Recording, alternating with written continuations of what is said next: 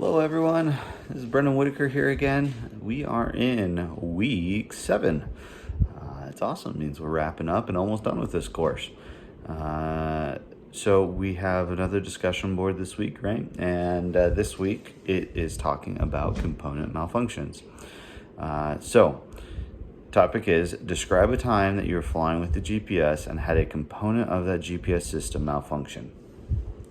I have actually had 2 experiences with this, and I figured that I would share both experiences.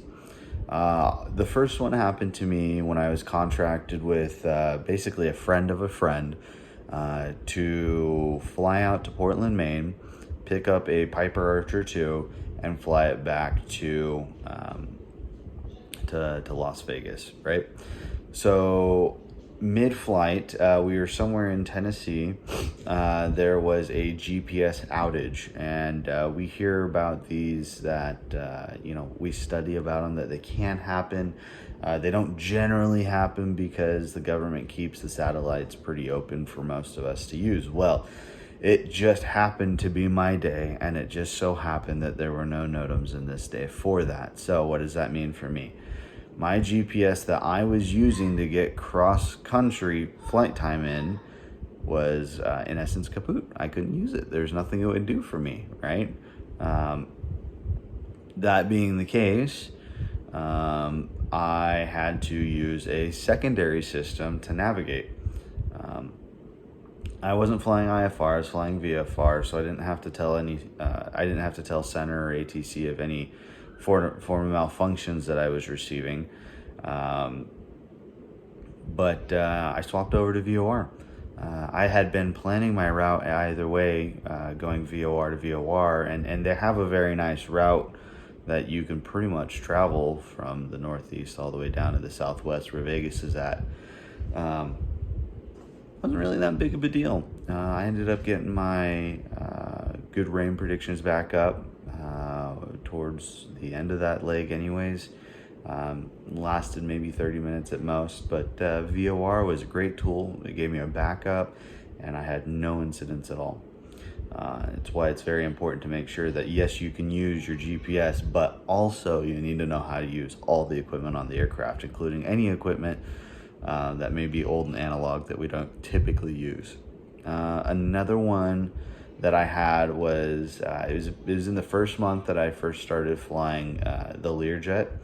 I was brand new to the jet world, brand new to the 135 world, and I had one of the dreaded ASAPs, which in the 135 world you end up getting used to. ASAPs basically just they need you as soon as possible. Come on in. There's a flight, and that's pretty much it, right? So pop-up flight. Again, we were in Nevada, or in Las Vegas, and we're going to go up to San Jose, California, pick up some passengers, and come on back. It was my leg to fly on the way back, and we were about halfway over, somewhere near Edwards Air Force Base, and out of nowhere, we lost our GPS.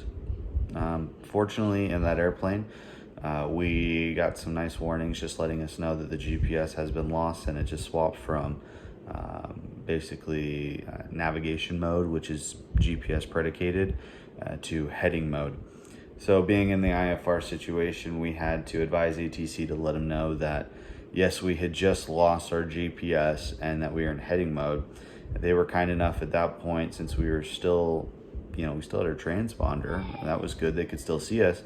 They just gave us radar vectors to keep us roughly on course, nothing exactly on, but nothing too far off. We ended up flying our course. My captain at that flight had an iPad with ForeFlight on it, and he had his own Stratus GPS unit. It didn't work either. So we kind of put 2 and 2 together and asked if there was any jamming going on, and ATC said they can't tell us much more than yes, there is some jamming going on. Later down the road, we heard not only us, but a couple other corporate jets, Southwest, Delta, some other big guys, they all had the same issue. So it was pretty obvious at this point that it wasn't necessarily a malfunction within the system, but it was GPS blocking outside. But the key idea is that we didn't freak out, and we just solely relied on ATC to help us out, which is pretty much what they're there for, right? So, all right, guys. Well, one more discussion board after this, and then we're done. Talk to you guys next week. Bye.